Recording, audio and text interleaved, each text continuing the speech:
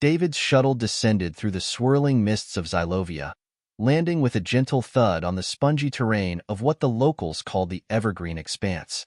As the hatch hissed open, the air, rich with the scent of alien flora, rushed in, filling the cabin with a perfume that was both exhilarating and overwhelming. Stepping out, David stretched his limbs, which were stiff from the long journey from Earth.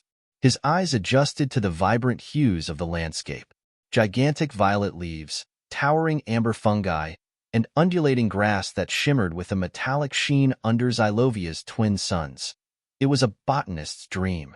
"Never thought I'd miss gravity this much," David muttered to himself, testing his weight on the springy ground.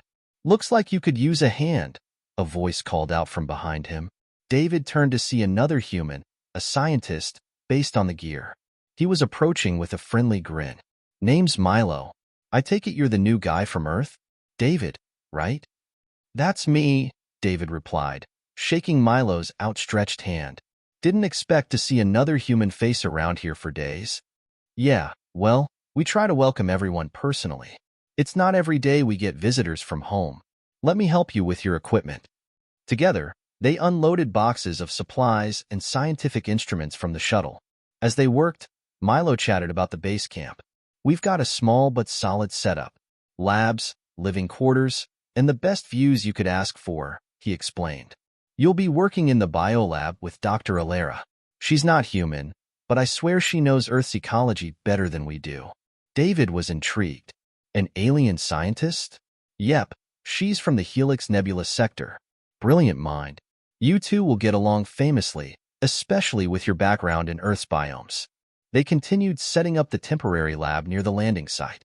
Sensors, microscopes, and other gadgets were carefully arranged, each tool a link to understanding the lush planet. As they installed the last piece, a figure approached from the direction of the main camp. She was taller than any human, with translucent skin that seemed to absorb and reflect light. Her eyes were large and faceted, shimmering with an intelligent gaze. "David, meet Dr. Alera," Milo said, gesturing to the alien. "It's an honor to meet you," David said, extending his hand. Dr. Alera tilted her head, studying the gesture before mimicking it. Her hand was cool and smooth, the touch light. "The honor is mutual, David of Earth. I have studied your articles on botanical pharmacology. Quite impressive." "Thank you, Dr. Alera. I hope I can bring something useful to the table here." "Oh, you will," Alera replied with a certainty that made David smile. "And please, call me Alera." With introductions out of the way, they toured the camp. Alera spoke passionately about their projects, from studying Xylovia's plant defenses to experimenting with their extracts for medicinal purposes. As the tour concluded, the Xylovian suns began to dip below the horizon, painting the sky with streaks of orange and magenta. Milo clapped David on the back. "First sunset on Xylovia. It's a sight, isn't it?" "It's beautiful," David agreed, his heart filled with a mix of awe and the thrill of the unknown. "I can't wait to get started." The three of them stood together in silence, watching as night took over and the first of Xylovia's bioluminescent plants began to glow, dotting the landscape with light. "Welcome to Xylovia, David," Alera said, her voice warm. "Your journey is just beginning." With the alien sky above and new friends by his side, David felt a surge of excitement for the adventures ahead. This was the frontier of science, and he was here to explore it. David's second morning on Xylovia dawned clear and crisp, the twin suns casting a golden glow across the landscape. He and Milo had decided to explore one of the nearby forests, cataloging new plant species and collecting samples. As they trekked through the dense undergrowth, David was fascinated by the bizarre and beautiful flora around them. "Milo, look at this one," he said, pointing at a plant that resembled a terrestrial fern, except for its vibrant blue fronds that seemed to pulse with light. "Ah, the lumifer fern," Milo replied, taking out his digital recorder. "Its bioluminescence is actually a form of defense mechanism. Lights up brighter when predators are near." "Smart," David noted, jotting down observations in his notebook. They moved deeper into the forest, and the air grew thick with the musky scent of alien pollen. Suddenly, Milo stopped, raising his hand for silence. He whispered, "Do you hear that?" David strained his ears, catching a soft rustling that seemed out of rhythm with the gentle sway of the trees. They slowly approached the source, discovering a creature caught in a net-like structure between two saplings. "It's a Xylovian foxbat," Milo explained quietly, observing the struggling animal. "Poor thing must have gotten trapped during its night hunt." Without a word, David pulled out a small blade from his backpack and began carefully cutting away the strands of the net. The creature's large, luminous eyes watched them warily, its body covered in sleek fur that shimmered with every movement. "There you go, little one," David soothed as the last strand fell away. The foxbat chirped softly, stretching its wings before vanishing into the foliage. "Good job," Milo said with a smile.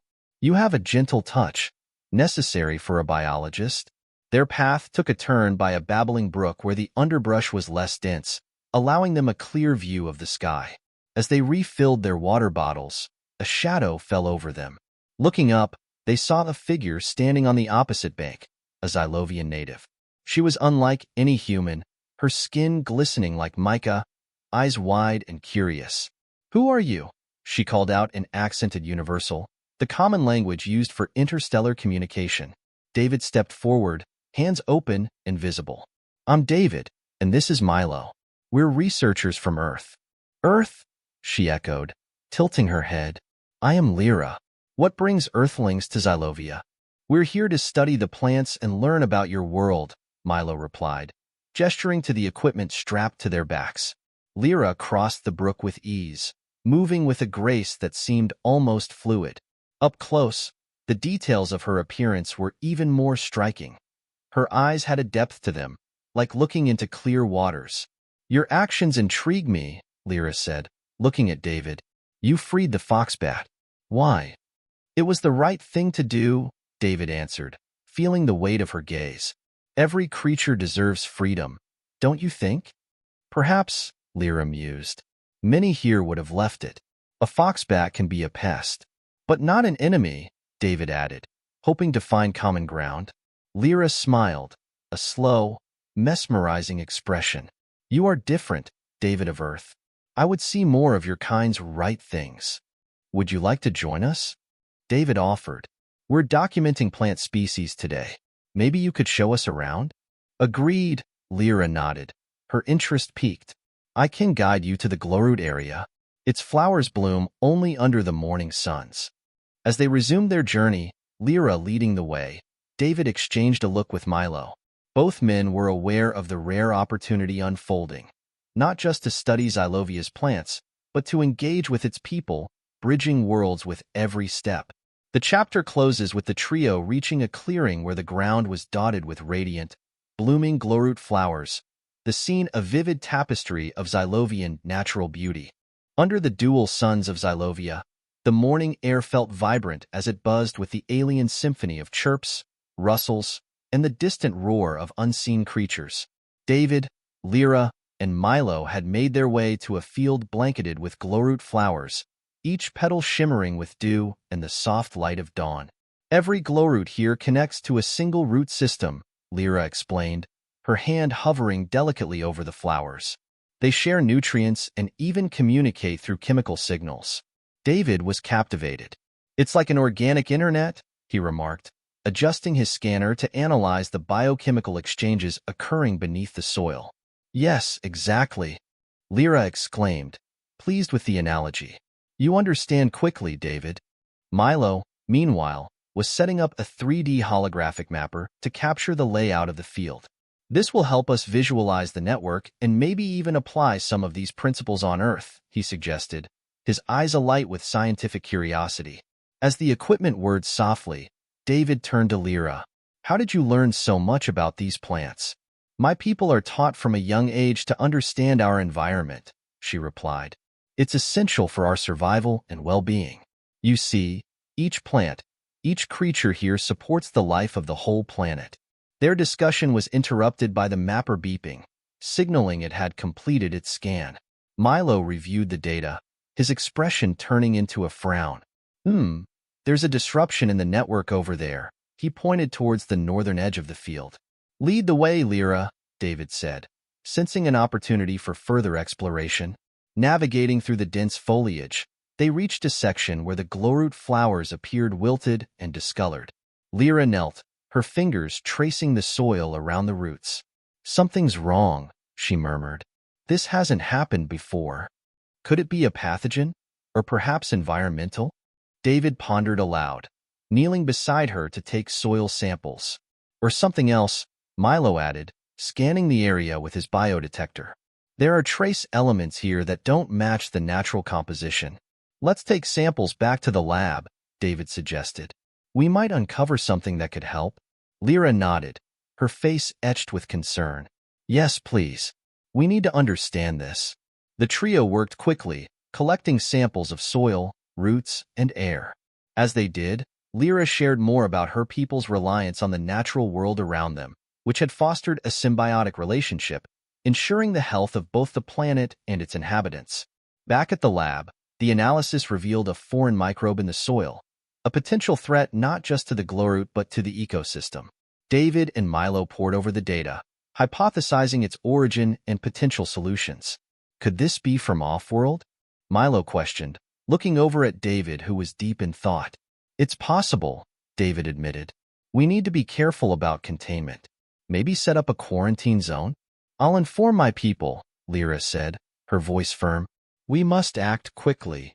As they organized their findings and prepared for further tests, the collaboration between human and Xylovian science proved invaluable. David found himself not just as a visitor on Xylovia, but as a participant in a critical mission to preserve its untouched beauty. As the chapter closed, the seeds of respect and cooperation between the two species were firmly planted. David, Milo, and Lyra sat together in the lab, their faces illuminated by the soft glow of the data screens, each one determined to protect the enchanting world of Xylovia from the mysterious threat. The Xylovian suns were setting, casting a warm golden hue over the lab where David, Milo, and Lyra were reviewing the day's findings. The atmosphere was thick with tension and anticipation as they awaited the results from the latest set of tests on the foreign microbe. David paced back and forth, occasionally stopping to peer over Milo's shoulder at the data streaming in. "Any changes?" he asked, unable to mask his concern. Milo shook his head, his eyes never leaving the screen. "Still compiling. The genetic analysis is taking longer than expected. It's like nothing we've encountered." Lyra, who had been silently observing their exchange, finally spoke up. "Your dedication is admirable, David. You care deeply for our planet, even though it's not your home." David stopped pacing and turned to her. "Your world has welcomed us, Lyra. It's only right that we do everything we can to protect it."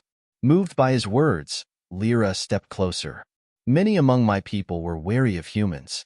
But you, David, you show us a different face, a face of caring and respect." It was then that something shifted between them. A look, a moment of understanding that transcended species. David was aware of her closeness, her scent like the sweet, sharp tang of Xylovian silverleaf. He felt a pull, an inexplicable connection that seemed to draw him closer. Lyra seemed to feel it too. She reached out, tentatively at first, to touch his arm. Her touch was light, exploratory, sending a jolt of electricity through him. David's heart raced, and he turned fully towards her, his own hand reaching up to gently grasp hers. Their eyes locked, and for a moment, the lab, the crisis, and the worlds they came from faded into the background. David was keenly aware of her breath, the slight parting of her lips, the curious tilt of her head as she studied him. "Is this all right?" David found himself whispering, not entirely sure of the customs and boundaries of Xylovian interactions. "Yes," she whispered back, her voice barely audible. "I am curious about you, about us." Encouraged by her response, David leaned in, his movements guided by the pull he felt towards her. When their lips finally met, it was a gentle collision of worlds, soft and tentative at first, but growing bolder with the realization of mutual desire. They broke apart breathlessly after a few heartbeats, both a little surprised by the intensity of their connection. Milo, who had been tactfully pretending to focus on his screen, cleared his throat lightly. Guys, I think I've got something here." Startled, David and Lyra stepped apart, both flushing with a mix of embarrassment and newfound excitement. "What is it, Milo?" David asked, turning his attention back to the matter at hand, though part of him remained intensely aware of Lyra's presence beside him. "I've isolated the microbe's genetic sequence," Milo announced, turning the screen so they could see. "It's definitely off-world, likely brought here by a meteorite based on the isotopic signature." The gravity of the situation pulled them back to their shared purpose. "We need a plan," David said, the scientist in him taking over once more. "We can use this sequence to develop a bioagent to neutralize the threat." Lyra nodded, her expression serious. "Let us do this together, for Xylovia." As they gathered around the screen to strategize, the lines between them, human and Xylovian, seemed to blur. They were no longer representatives of their worlds, but partners in the fight to save one. And beneath that, the seed of something more personal continued to sprout, an unexpected but undeniable sprig of attraction that promised to complicate everything. The morning suns of Xylovia cast a radiant glow over the village square where the annual Harvest Festival was in full swing. David and Milo had been invited by Lyra to experience this pivotal cultural event, an opportunity they couldn't pass up despite the urgency of their scientific endeavors. As they walked through the bustling square, Lyra pointed out various stalls and activities that were central to the celebration. "This festival marks the end of the growing cycle," Lyra explained.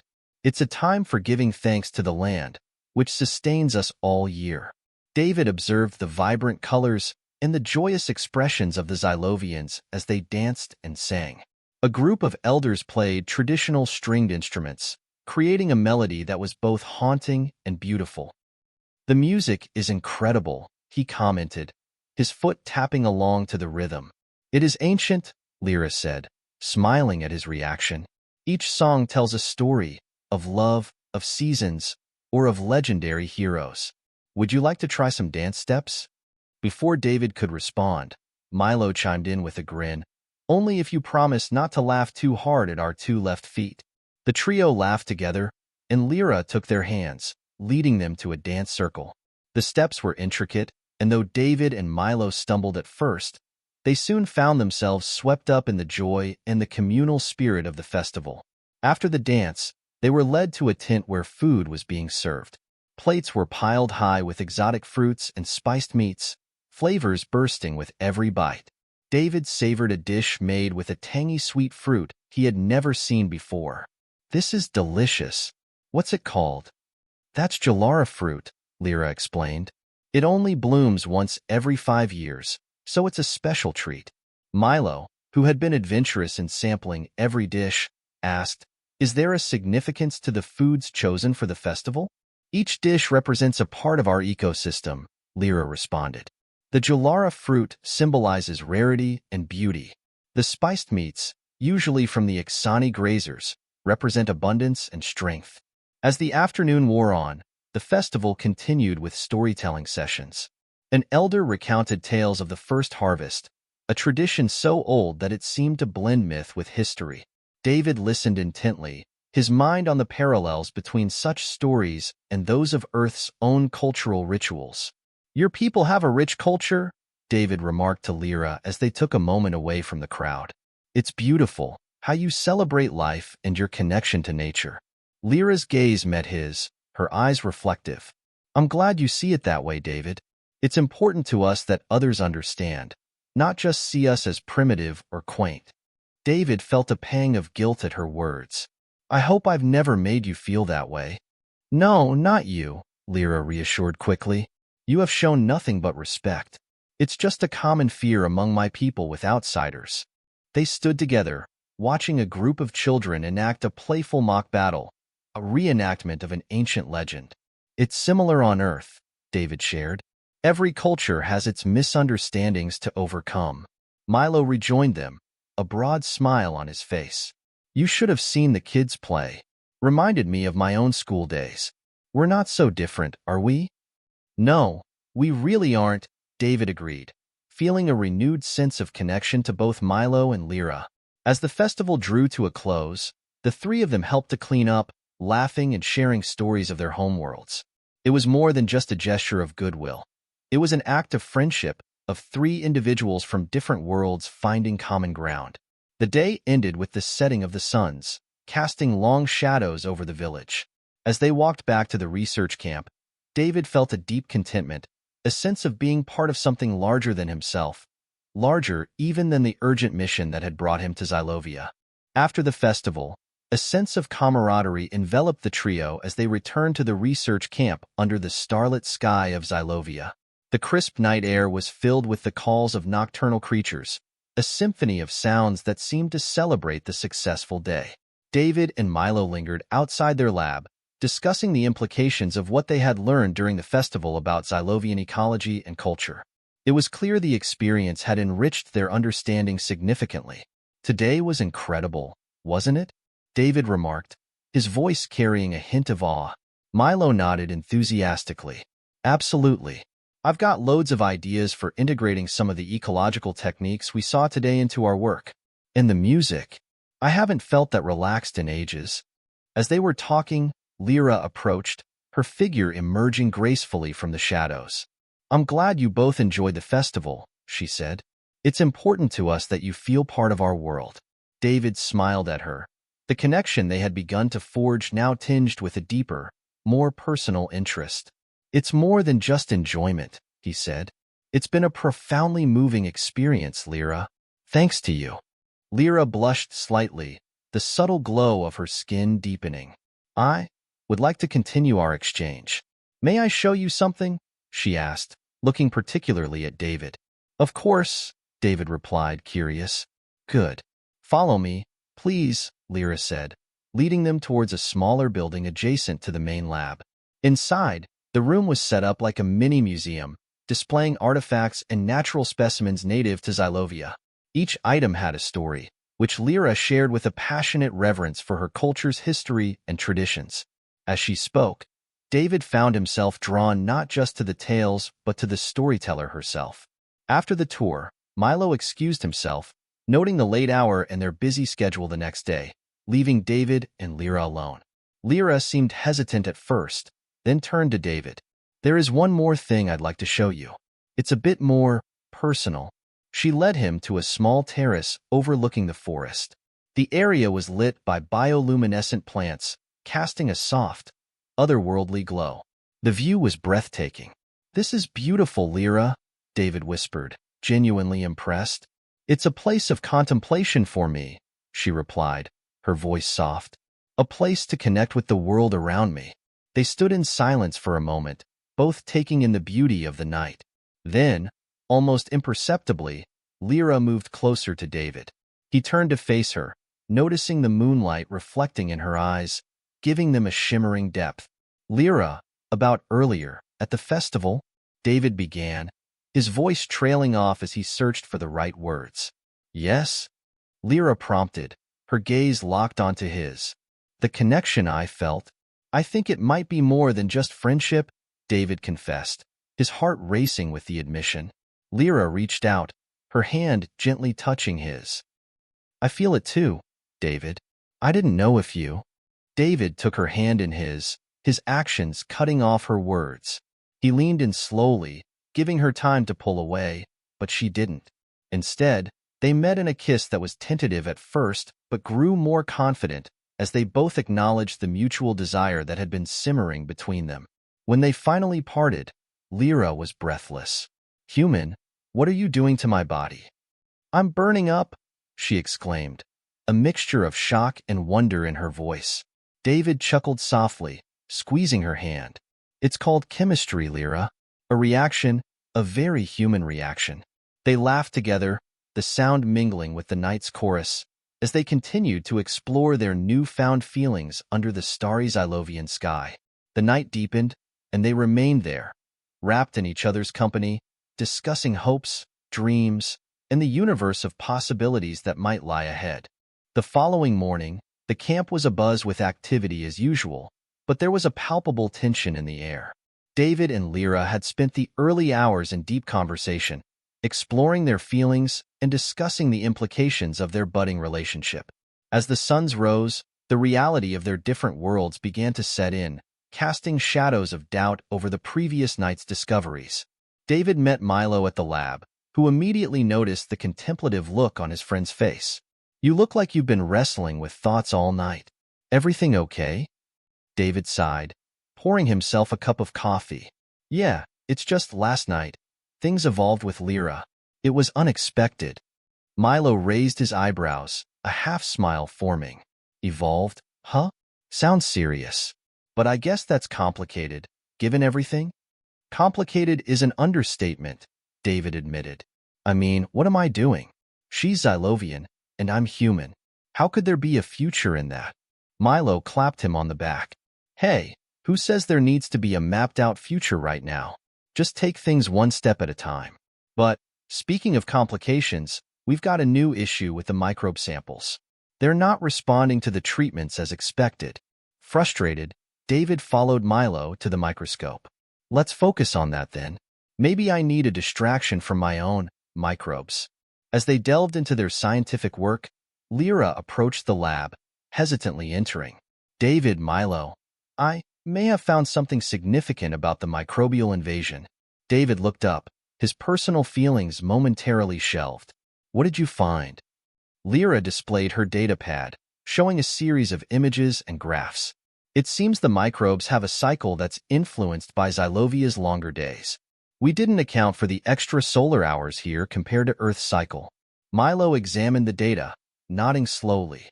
"That could explain the resistance. We've been timing the treatments based on a 24-hour cycle." "Right?" David agreed, his mind racing with the scientific implications. "We need to adjust our approach based on Xylovia's rhythms, not Earth's." "Lyra, this is great work." Lyra smiled, relieved by their focus on the project. Yet, as the men returned their attention to recalibrating the equipment, she felt a pang of isolation. The night before had opened a door she wasn't sure could now be closed so easily. The rest of the day was spent in intense research and experimentation, with all three contributing tirelessly. But as the evening approached, Lyra sought David out, finding him alone, reviewing data on a screen.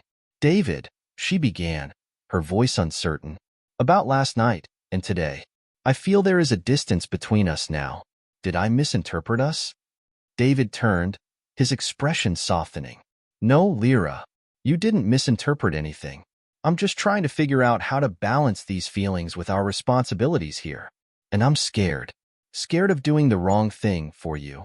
For me, for this mission." Lyra stepped closer, her hand reaching out to touch his. "I am also scared, David. But I do not want to lose this connection. It is new, it is confusing, but it is also something extraordinary." They stood in silence, the weight of their situation settling around them like the dusk. Finally, David spoke, his decision clear in his tone. "Let's promise each other something. No matter what happens, we won't let this come between our work or our respect for each other. We're in uncharted territory, Lyra, but I don't want to navigate it with anyone else but you." Lyra nodded, her relief evident. "I promise, David. And whatever comes, we face it together." The resolution didn't solve all the problems, but it fortified them with a mutual understanding and respect. As they rejoined Milo to discuss the next day's plans, the challenges remained, but so did the bond they had forged, one not just of romance, but of deep, enduring partnership. The early morning air on Xylovia was crisp as David walked towards the lab, a steaming cup of coffee in his hand. The research camp was quiet, with most of the team still gathering their equipment for the day. Milo, already at work in the lab, looked up as David entered. "Morning," David greeted, setting his cup down. "Any updates on the microbial adjustments based on the Xylovian solar cycle?" Milo turned from his computer, a look of cautious optimism on his face. "Actually, yes. It looks like the adjustments you and Lyra worked on are starting to pay off. The latest batch of samples shows a decrease in microbial activity." "That's great news," David exclaimed, his spirits lifted. "We should prepare a full report for the team. I'll get Lyra. She should be here for this." As David left to find Lyra, Milo arranged the data into presentable graphs and charts. When David returned with Lyra, her expression was one of restrained hope. "Looks like we might be onto something," David said as he showed her the screen. Lyra's eyes widened as she examined the data. "This is excellent," Lyra said. her voice tinged with relief. Your idea to sync our treatments with the planetary cycle was spot on. David smiled, feeling a rush of professional pride mixed with personal satisfaction. It was your insight about the solar influence that guided us there. As they prepared for the morning briefing with the full team, David felt a renewed sense of purpose. The complications of his and Lyra's relationship seemed less daunting in the light of their professional success. The team gathered around as Milo presented the findings, with Lyra adding explanations about the Xylovian environmental factors. The team's response was overwhelmingly positive, with several members proposing further tests and research extensions. After the meeting, as the team dispersed to their respective tasks, Milo pulled David aside. You and Lyra seem to have found a good rhythm, both professionally and, personally? David chuckled, a bit embarrassed. Yeah, it's been interesting navigating everything, but I think we're managing. Good to hear, Milo said, clapping David on the shoulder. Just remember, this kind of partnership can be powerful if you keep the lines of communication open. David nodded, appreciating Milo's support. Thanks, Milo. I'll keep that in mind. Later that day, David and Lyra found themselves alone in the lab, reviewing additional data. The initial awkwardness had faded, replaced by a comfortable camaraderie. Lyra, about us, David began, hesitating as he searched for the right words. I know things got a bit complicated, but I'm really glad we've been able to work through it all. Lyra smiled softly, her gaze meeting his. I am, too, David. I was worried it might affect our work, but I think it has made us stronger in some ways. Yeah, it's like we have a deeper connection now, not just personally but in our work as well, David agreed, feeling more confident about their future, both in and out of the lab. They spent the rest of the afternoon discussing potential future projects and how they could integrate their findings into broader environmental conservation efforts on Xylovia. The conversation was full of excitement and ideas, a testament to their shared passion for their work and for making a difference. As the day drew to a close, David and Lyra stepped outside the lab, taking a moment to enjoy the sunset. The sky was a blaze of colors, reflecting their own turbulent but hopeful journey. We have a lot to look forward to, Lyra said, leaning her head on David's shoulder. David put his arm around her, pulling her close. Yes, we do. And whatever challenges come, we'll face them together. The chapter concludes with David and Lyra looking out over the landscape of Xylovia, united in their dedication to their work and to each other, ready to face whatever the future might bring with a shared sense of purpose and optimism.